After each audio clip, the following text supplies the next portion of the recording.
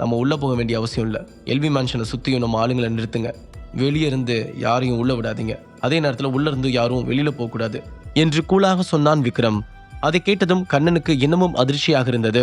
விக்ரம் எந்த மாதிரியான திட்டம் வைத்திருக்கிறான் என்பதை பற்றி அவனுக்கு எந்த ஐடியாவும் இல்லை.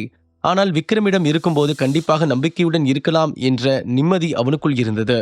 விக்ரம் சொன்னதை கேட்டு அவன் அப்படியே சிலை போல நின்று கொண்டிருக்க அருகில் நின்றிருந்த துஷார், ஓகே சார், இதோ உடனே பண்ண ஆரம்பிச்சிடுறேன் என்று சொல்லிக்கொண்டு வேகமாக தனது செக்யூரிட்டிகளிடம் விக்ரமின் திட்டத்தை எல்லாம் விளக்கினான். அடுத்த சில நிமிடங்களில் விக்ரமின் ஆட்கள் அந்த எல்வி மேன்ஷன் முழுவதையும் சூழ்ந்து கொண்டார்கள். அந்த இடம் முழுவதும் பதட்டம் நிலவியது. எல்வி மேன்ஷனுக்கு வெளியே இருந்தவர்கள் எல்லாம் செக்யூரிட்டிகள் துப்பாக்கிகளுடன் நிற்பதை பார்த்தும் பயத்தில் திரும்பி ஓடினார்கள். உள்ளே இருந்து ஜன்னல் வழியாக பார்த்த எல்லோருக்குமே பதட்டம் நிலவியது.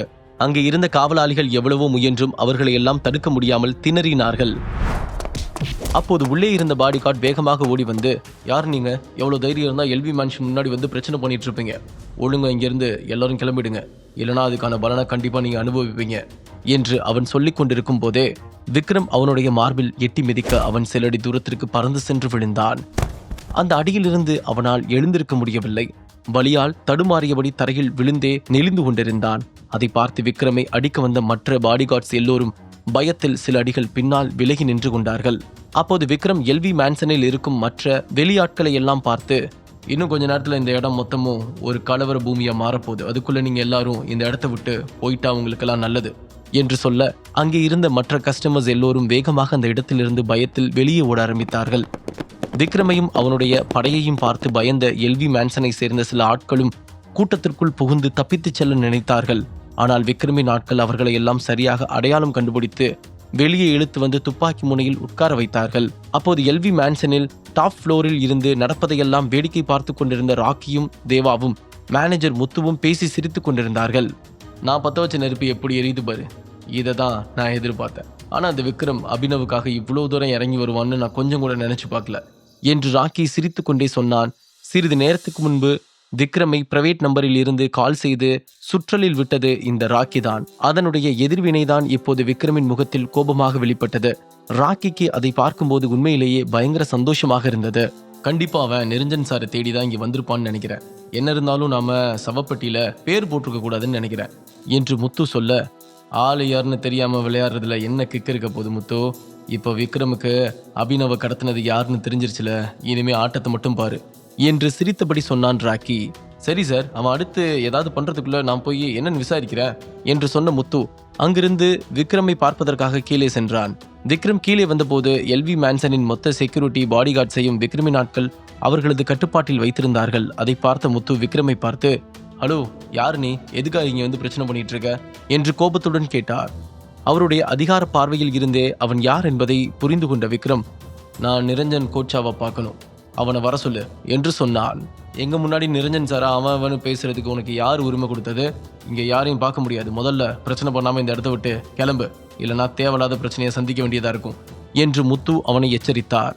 அதே தான் நானும் சொல்றேன். நான் இங்க நிரஞ்சனை பார்க்கறதுக்காக தான் வந்திருக்கேன். தேவையில்லாம என்னோட வழியில வராதிங்க. அதுக்கப்புறம் அதுவே உங்களுக்கு கடைசி நாளா கூட மாற வாய்ப்பு இருக்கு என்று அவர்களை பார்த்து எச்சரித்தான் விக்ரம். உடனே முத்துவின் புருவங்கள் லேசாக சுருங்கியது. மிஸ்டர் நிரஞ்சன் கோச்சாக்கு ஒரு தனி மரியாதை இருக்கு. நீ இந்த மாதிரியெல்லாம் வந்து நாகரிகம் இல்லாமல் மிருகத்தனமாக நடந்துக்கிறதெல்லாம் அவருக்கு சுத்தமாக பிடிக்காது. தேவையில்லாமல் இந்த இடத்துல வந்து பிரச்சனை பண்ணி அவரோட கோபத்தை தூண்டி விட்டீங்கன்னா அதை உங்களால் தாங்க முடியாது. ஒவ்வொரு தடவையும் நான் பொறுமையாக சொல்லிட்டு இருக்க மாட்டேன். உடனே இங்கிருந்து கிளம்புங்க என்று முத்து அவர்களை பார்த்து கோபத்தோடு எச்சரித்தார். முத்து தேவாவின் ரகசிய மேனேஜராக கிட்டத்தட்ட 10 வருடங்களுக்கும் மேலாக அவனுடனே தங்கியிருக்கிறார். தேவாவின் குணம் அவருக்கு நன்றாக தெரியும். அவன் பல பிரச்சனைகளை எல்லாம் அசால்ட்டாக கையாண்ட விதத்தை எல்லாம் நிறைய முறை பார்த்திருக்கிறார். அந்த நேரத்தில் பின்னால் இருந்து, முத்து, இங்க என்ன நடக்குது? யாராவது நிரஞ்சன் கோச்சாவை தொந்தரவு பண்றாங்களா என்று ஒரு குரல் கேட்டது. எல்லோரும் பின்னால் திரும்பி பார்க்க அங்கே ராக்கி ஏதும் தெரியாதவனைப் போல எல்வி மேன்ஷனில் இருந்து வெளியே வந்தான். ராக்கி சார், இந்த ஆளு மிஸ்டர் நிரஞ்சனை பார்க்கணும்னு வந்திருக்கான். தேவையில்லாம நம்ம மேன்ஷன் முழுக்கவும் அவனோட ஆளுங்களை நிறுத்தி பிரச்சனை பண்ணிட்டு இருக்கான். கேட்க வந்த என்னையும் கொன்றுவேன் மிரட்டுறான். இவனை உங்களுக்கு முன்னாடியே தெரியுமா என்று முத்து அவனை பார்த்து கேட்டார். ராக்கி கண்களை சுருக்கியபடி விக்ரமியை வெறுப்புடன் பார்த்தான். நீ அபினவுக்காக வந்திருக்க, அப்படித்தானே? அவன்லாம் ஒரு ஆளுன்னு அவனுக்காக நீ இத்தனை பேரை கூட்டிட்டு வந்திருக்க. நான் உனக்கு ஒரே ஒரு விஷயம் சொல்லட்டுமா? நான் தான் அபினவ் அடித்தேன். நான் தான் அவனை இழுத்துட்டு வந்தேன். உன்னால் என்ன பண்ண முடியும் எங்க பண்ணு பார்ப்போம் என்று ராக்கி விக்ரமை வெறுப்புடன் பார்த்து சொல்லிவிட்டு கேலியாக சிரித்தான். விக்ரமை கண்டால் அவனுக்கு பயம் இல்லை. அவனுடைய குரல் சத்தமாக கேட்டது. விக்ரம் யார் என்று அவனுக்கு எந்த கவலையும் இல்லை. ஏனென்றால் இங்கே அவர்களை சேர்ந்த ஆட்கள் எல்லோரும் இருக்கிறார்கள். விக்ரமாலோ அவனது ஆட்களாலோ எதுவும் செய்ய முடியாது என்ற நம்பிக்கை அவனுக்குள் இருந்தது. தேவையில்லாம இப்படி கொத்தா வந்து இங்க மாட்டிட்டியே, உண்மையிலே நீ ஒரு முட்டாள் தாண்டா. எல்வி மேன்ஷனுக்கு வந்து நிரஞ்சன் சாரியே பார்க்கணும்னு சொல்ற அளவுக்கு உனக்கு தைரியம் வந்துருச்சா? இங்கேருந்து உன்னால் என்ன பண்ணாலும் தப்பிச்சு போக முடியாது. உன்னை எல்லாரும் ஏதோ பெருசாக சொல்கிறாங்க, ஆனால் எனக்கு உன்னை பார்த்தா எந்த பயமும் இல்லை. அபினவ அடித்து உட்கார வச்ச மாதிரி உன்னை என்னால் அடித்து உட்கார வைக்க முடியும், பார்க்குறியாடா என்று கோபமாக கத்திய ராக்கி விக்ரமை பார்த்து மீண்டும் சிரித்தபடி, நிரஞ்சன் சார்கிட்ட மாட்டிக்கிட்ட மாதிரியான முட்டாள்தனமான விஷயம் வேற எதுவுமே இல்லை என்று ராக்கி சொல்லிக்கொண்டு சிரித்தான்.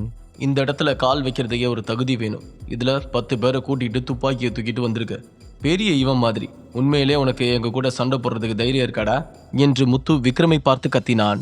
உடனே பக்கத்தில் நின்றிருந்த முத்துவின் ஆட்கள் எல்லோரும் விக்ரமை பார்த்து கேலியாக சிரித்தார்கள். அவர்களின் சிரிப்புக்கு நடுவே ராக்கியின் சிரிப்பு அதிகமானது.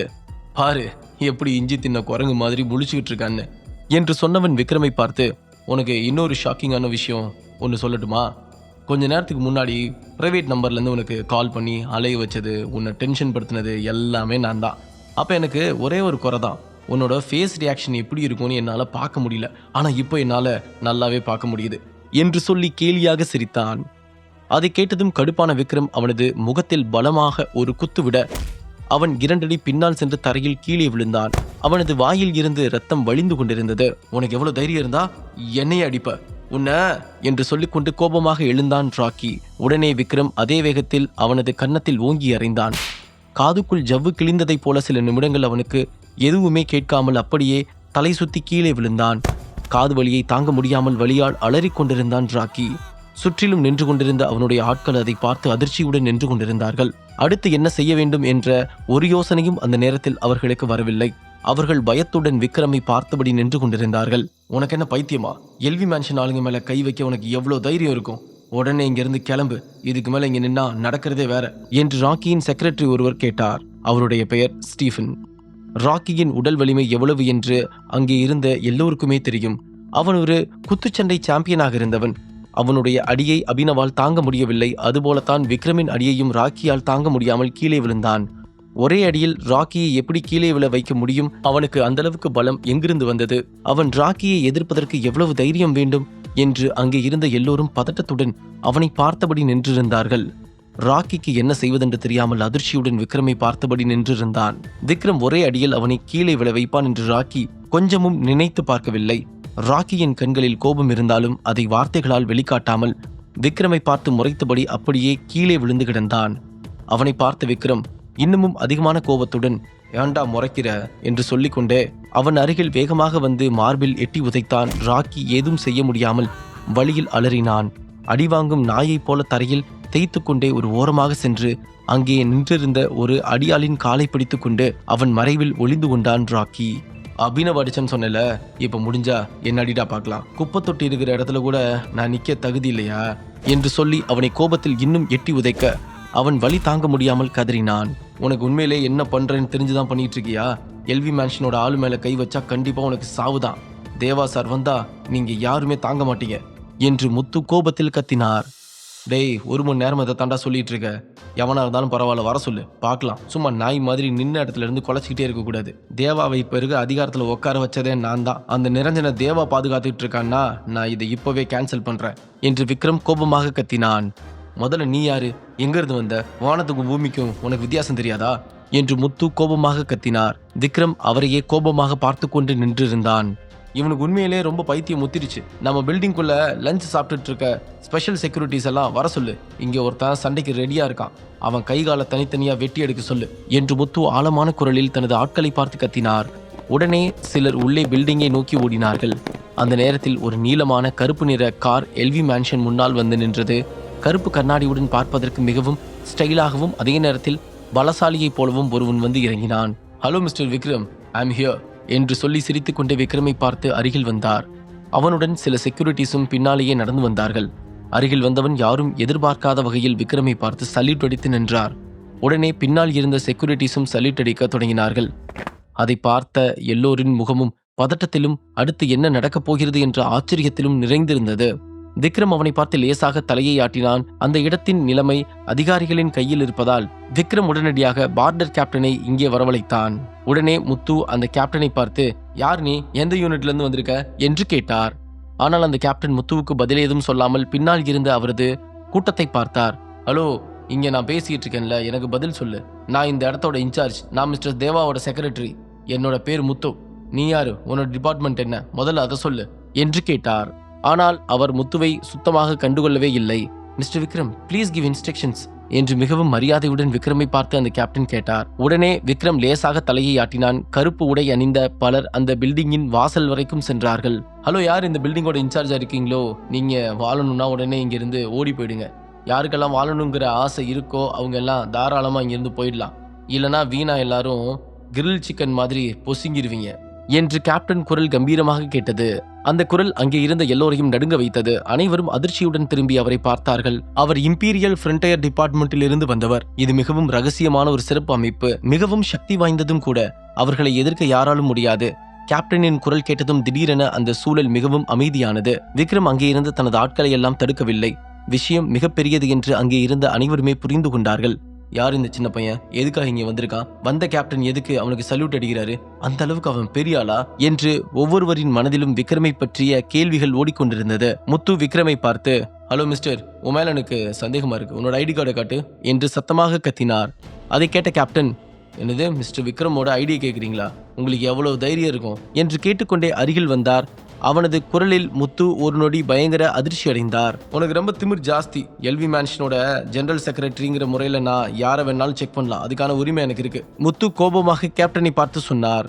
உடனே கேப்டன் வேகமாக அவர் அருகில் வந்து, இந்தா, உனக்கு வேணும்னா இந்த ஐடியை பாரு, என்னோட அடையாளம் என்ன, நான் யாருங்கிற விஷயம்லாம் உனக்கு தெரியும் என்று தனது ஐடி கார்டை எடுத்து முத்துவின் முகத்திற்கு முன்பு நீட்டினார் கேப்டன். உடனே முத்து கொஞ்சம் தயக்கத்துடன் அந்த ஐடி கார்டை வாங்கி பார்த்தார். அதில் supreme commandant health and safety department code நேமுடன் சேர்த்து S level secret department and captain என்ற விவரங்களை பார்த்தார். அதிலிருந்து முத்திரையில் சுப்ரீம் கமாண்டன்ட் என்று போடப்பட்டிருந்தது. அந்த ஐடி கார்டை பார்த்ததுமே முத்துவின் முகம் பதட்டத்தில் வியர்த்தது. முழு கதையையும் கேட்டு மகிழ பாக்கெட் FM ஆப்பை டவுன்லோட் செய்யுங்கள். லிங்க் டிஸ்கிரிப்ஷனில் கொடுக்கப்பட்டுள்ளது.